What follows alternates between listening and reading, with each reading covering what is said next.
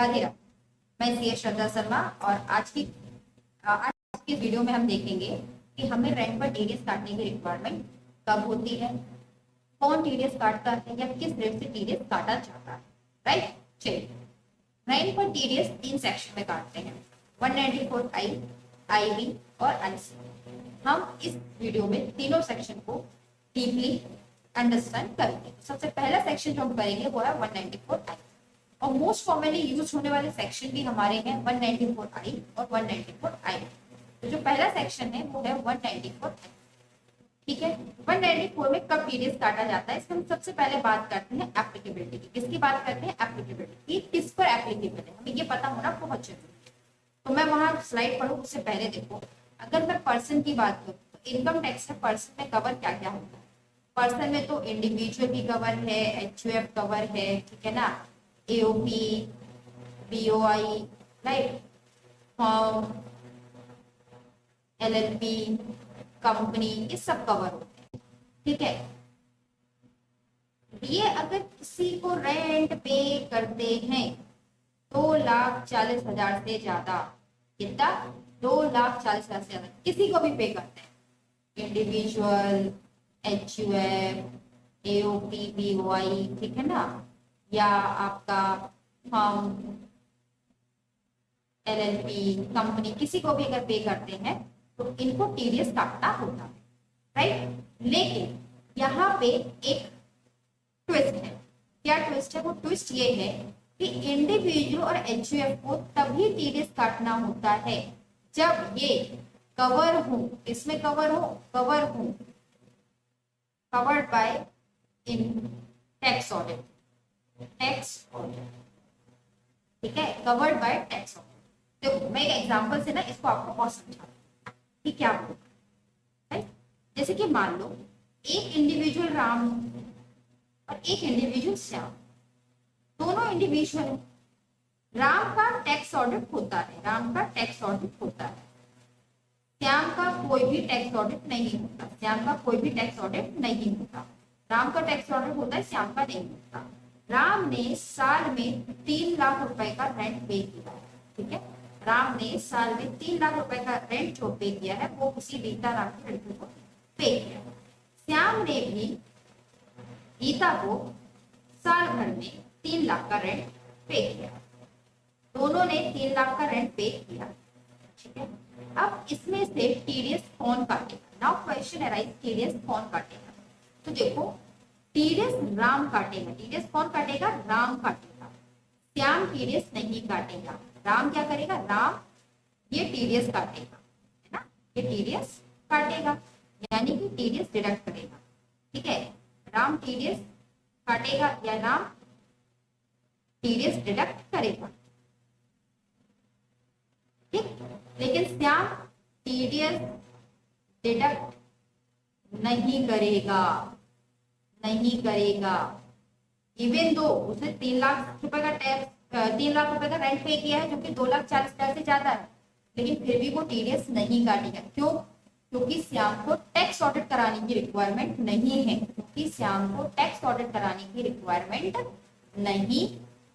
तो यहाँ पे एक चीज आपको देखनी है कि इंडिविजुअल और एचयूएफ को तभी टीडीएस डिडक्ट करना होता है जब उनको टैक्स ऑडिट की रिक्वायरमेंट है। अगर कोई इंडिविजुअल है जो 2,40,000 से ज्यादा का रेंट पे कर रहा है, अगर कोई एचयूएफ है से ज्यादा का रेंट पे कर रहा है और उसे टैक्स ऑडिट कराने की रिक्वायरमेंट नहीं है, तो वो टीडीएस डिडक्ट नहीं करेगा। टैक्स ऑडिट भी जो आपको कराना है वो अंडर सेक्शन 44A वाला है। राइट, अंडर सेक्शन 44A यानी आपका टर्नओवर ज्यादा होगा। ठीक है, टर्नओवर लिमिट के बेस। राइट, चलिए समझ में आ जाए। अगर टैक्स ऑडिट होगा तभी करना है। अब बात आती है फ्रीक्वेंसी कि भाई टीडीएस काटना कब है। माना हम साल में 2,40,000 से ज्यादा का रेंट दे रहे हैं, मान रहे हैं इस चीज, बट हम टीडीएस कब काटेंगे? मंथली बेसिस पे काटेंगे, क्वार्टरली बेसिस पे काटेंगे, डिडक्ट करेंगे, ठीक है, या हाफ ईयरली या एनुअली। भाई आप रेंट किस बेसिस पे पे करते हो? आप रेंट हमेशा अपने लैंडलॉर्ड को मंथली बेसिस पे पे करते हो, तो जो आप टीडीएस पे डिडक्ट करोगे वो किस बेसिस पे करोगे? मंथली बेसिस पे करोगे, यानी कि आप जो टीडीएस डिडक्ट करोगे वो एवरी मंथ करोगे, हर महीने आपका टीडीएस डिडक्ट होगा, राइट। आपने जैसे ही आप रेंट पे करोगे साथ ही साथ टीडीएस को डिडक्ट कर लोगे। एक्सेप्शन को हमने ऑलरेडी पढ़ लिया है कि एप्लीकेबल नहीं होता इंडिविजुअल और एचयूएफ पे। क्या पढ़ा है? ये एप्लीकेबल नहीं होता इंडिविजुअल और एचयूएफ पे, राइट। एप्लीकेबल कब होता है इंडिविजुअल एचयूएफ पे? जब वो कवर होते हैं टैक्स ऑडिट के द्वारा अंडर सेक्शन 44A, ठीक है ना। जब वो कवर होते हैं टैक्स ऑडिट पे अंडर सेक्शन 44A, राइट। अब बात आती है कि भाई रेट क्या है, रेट क्या है। अगर आपने लैंड या बिल्डिंग किराए पे ले रखी है, क्या किराए पे ले रखी है? लैंड या बिल्डिंग अगर आपने किराए पे ले रखी है तो आप कितना टीडीएस डिडक्ट करोगे? 10%। कितना टीडीएस डिडक्ट करोगे? 10%। लेकिन अगर प्लांट एंड मशीनरी रखी है तो कितना करोगे? 2%, राइट। कितना डिडक्ट करोगे? 2%। देखो मानो जैसे कि राम ने यहाँ एक इसको हटा सकते हैं, उसको हटा के देखो, कोई एग्जाम्पल है।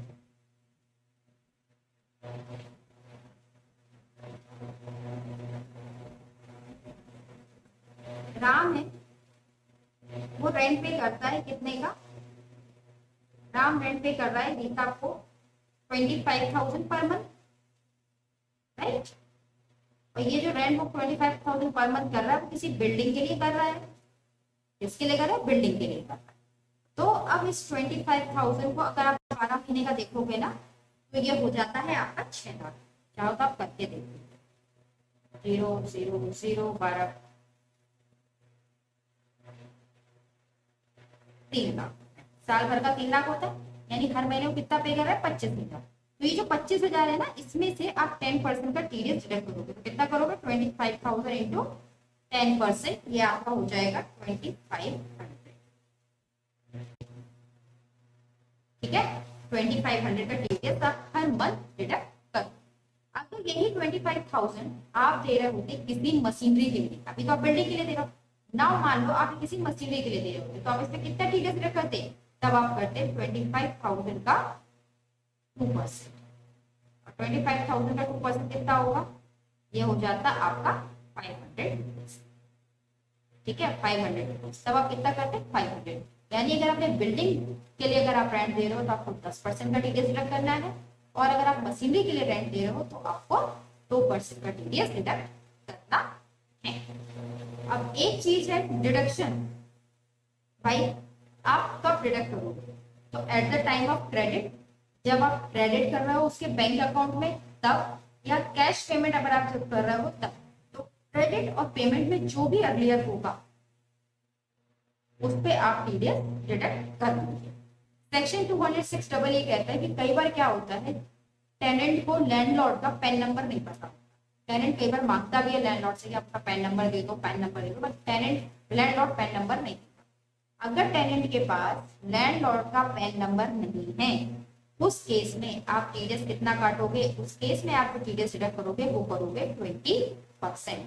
फॉर एग्जाम्पल यहाँ पे राम के पास रीता का पैन नंबर नहीं होता, राम के पास रीता का पैन नंबर नहीं होता, तो राम क्या करता? राम 25,000 का सीधा 20%, कितना होगा 20%? देखो ये होगा 5,000।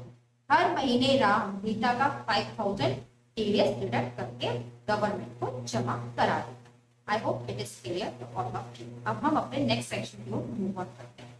ये नेक्स्ट सेक्शन है 194 आईबी। 194 आईबी सेक्शन गवर्नमेंट लेकर आई। 194 आई सेक्शन में जो एक लूप होल था उसको कवर करना, और वो लूप होल क्या था? 194 आई सेक्शन ने सभी पर्सन को कवर किया जो कि रेंट पे कर, लेकिन 194 आई ने इंडिविजुअल और एचयूएफ को छोड़ दिया, और उन्हीं इंडिविजुअल और एचयूएफ को कवर किया जो कि टैक्स ऑडिट में कवर। अब ऐसे इंडिविजुअल जो कि टैक्स ऑडिट में कवर नहीं थे उनको रेंट पे टीडीएस काटने की रिक्वायरमेंट नहीं थी, जिसकी वजह से टैक्स एविएशन हो रहा था। लोग रेंट तो पे करते थे, टीडीएस काटते नहीं थे, गवर्नमेंट को पता ही नहीं चलता था कि सामने वाले को रेंट की इनकम मिल भी रही है, तो वो रेंट की इनकम दिखाता भी नहीं था। तो क्या होता था? Tax aviation. बहुत सिंपल सी बात है, जैसे कि मान लो हमारे पिछले एग्जाम्पल में क्या था, श्याम था, ठीक है ना, और श्याम गीता को रेंट भी दे रहा था। अब ये श्याम गीता को जो रेंट दे रहा था वो हर महीने 60,000 का रेंट भी दे रहा था गीता को, राइट। अब 60,000 पर मंथ, अच्छा खासा अमाउंट था जो रेंट का वो गीता को दे रहा था। लेकिन क्या था, श्याम को टैक्स ऑडिट कराना नहीं था, तो श्याम गीता का टीडीएस काटता ही नहीं था। अब गीता के पास क्या था, गीता के पास कोई इनकम ही नहीं थी, apart from rental income Geeta के पास कोई इनकम ही नहीं थी। गीता क्या करती थी, ले लेती थी कैश में या कैसे भी, बट इनकम टैक्स जमा नहीं कराती, जिसकी वजह से टैक्स एवेजन। तो इस चीज को खत्म करने के लिए गवर्नमेंट ने कहा कि वो इंडिविजुअल और एचयूएफ जिनको टैक्स ऑडिट कराने की रिक्वायरमेंट नहीं है, वो इंडिविजुअल और एचयूएफ जिनको टैक्स ऑडिट कराने की रिक्वायरमेंट नहीं है, अगर वो 50,000 पर मंथ से ज्यादा का रेंट पे कर रहे हैं, कितने ज्यादा का, 50,000 पर मंथ से ज्यादा का रेंट पे कर रहे हैं, तो उनको टीडीएस काटना पड़ेगा। क्या करना पड़ेगा, उनको टीडीएस काटना पड़ेगा। समझ में आ गया? मैं फिर से बोलूँ, ऐसे इंडिविजुअल और एचयूएफ जो 50,000 से ज्यादा का रेंट पे कर रहे हैं, उनको टीडीएस काटना पड़ेगा। अब बात आती है, क्योंकि भाई जो टैक्स ऑडिट नहीं करा है, यानी कि वो छोटे मोटे लोग हैं, छोटा मोटा बिजनेस कर रहे हैं, तो हर महीने टीडीएस काटना, फिर उसकी रिटर्न फाइल करना, गवर्नमेंट को सबमिट कराना, उनके लिए एक बहुत हैक्टिक शेड्यूल हो जाएगा, है ना। तो गवर्नमेंट ने कहा कि आपको हर महीने टीडीएस काटने की रिक्वायरमेंट नहीं है। लाइक जैसे कि हमने पिछले सेक्शन में देखा कि हर महीने टीडीएस काटने की रिक्वायरमेंट है, तो गवर्नमेंट ने कहा आपको हर महीने टीडीएस काटने की रिक्वायरमेंट नहीं है। आप टीडीएस कब काटोगे, लास्ट मंथ में काटोगे, last month of financial year, जो कि क्या होता है, मार्च के महीने में आप टीडीएस काटोगे, या लास्ट मंथ ऑफ टेनेंसी में काटोगे। फॉर एग्जाम्पल, वैसे तो कब काटना है टीडीएस, वैसे आपको टीडीएस काटना है मार्च के महीने में, राइट, मार्च के महीने। लेकिन हो सकता है अप्रैल से मार्च पूरा साल होता है, अब अप्रैल से मार्च में आपने क्या किया, आपने सितंबर में मकान को खाली कर दिया, ठीक है ना, आपने सितंबर में मकान को खाली कर दिया, आप छोड़ के जा रहे हो, तो आप टीडीएस कब काटोगे, सितंबर में महीने में काटोगे, क्योंकि ये लास्ट मंथ ऑफ टेनेंसी। क्या है, लास्ट मंथ ऑफ टेनेंसी, वो लास्ट मंथ जिसमें आप किराएदार के रूप में उस घर में रह रहे थे। ठीक है, तो पहली चीज इंडिविजुअल और एचयूएफ खाली पर एप्लीकेबल है। टीडीएस कब काटना है, जब आप रेंट जो पे कर हो 50,000 पर मंथ से ज्यादा का हो। तीसरी बात, कब डिडक्ट करना है, या तो last month of financial year यानी कि मार्च के महीने में, या अगर आप ड्यूरिंग द ईयर बीच में कहीं छोड़ के जा रहे हो तो उस महीने में यानी लास्ट मंथ ऑफ फाइनेंशियल में आपको डिडक्ट करना है। हर मंथ टैक्स डिडक्ट करने की रिक्वायरमेंट नहीं है। अब बात आती है कि भाई यहाँ पे टैक्स रेट क्या है। यहाँ पे गवर्नमेंट ने कहा कि हमारा जो टैक्स रेट है वो कितना है, 5% का ही है। कितना है, 5% का है। और अभी नया बजट जो आया है 23 जुलाई को, उसके बाद से इफेक्टिव टैक्स रेट को घटा के, यानी इस 5% के टैक्स रेट को घटा के 1 अक्टूबर से 2% तक कर दिया गया है। इसकी वजह से टैक्सेबिलिटी में बहुत से चेंजेस आएंगे। ठीक है, क्या चेंजेस आएंगे, क्या इम्पैक्ट पड़ेगा, इसको हम अपने नेक्स्ट वीडियो में देखेंगे। अभी इसको इस पहले वीडियो में इसीलिए बना रहे हैं। ठीक है, डिडक्शन आपके सारे रेंट के सेक्शन में सेम है। अगर आप क्रेडिट कर रहे हैं उस टाइम पे या कैश में पेमेंट कर रहे हैं उस टाइम में, जो भी पहले हो रहा है उस टाइम पे आपको टीडीएस डिडक्ट करना है। इसमें भी अगर आपके पास लैंडलॉर्ड का पैन नंबर नहीं है, इसमें भी अगर आपके पास लैंडलॉर्ड का पैन नंबर नहीं है, तो आप टीडीएस किस रेट से काटेंगे, 20% के रेट से काटेंगे। लेकिन इसमें एक चीज और है, इसमें एक चीज और है मुझे, कि अगर अगर आपका टीडीएस का अमाउंट जो है वो रेंट के अमाउंट से ज्यादा है, ठीक है, टीडीएस का अमाउंट अगर रेंट के अमाउंट से ज्यादा है, तो आपका जो टीडीएस का अमाउंट रहेगा वो रेंट के अमाउंट को एक्सीड नहीं करेगा। अब ये बात आती है समझ में नहीं आने वाली, तो आओ हम इसको पीछे समझ लेते हैं कि मैं क्या बोला। ठीक है, मैं बताती हूँ क्या बोला। हटा,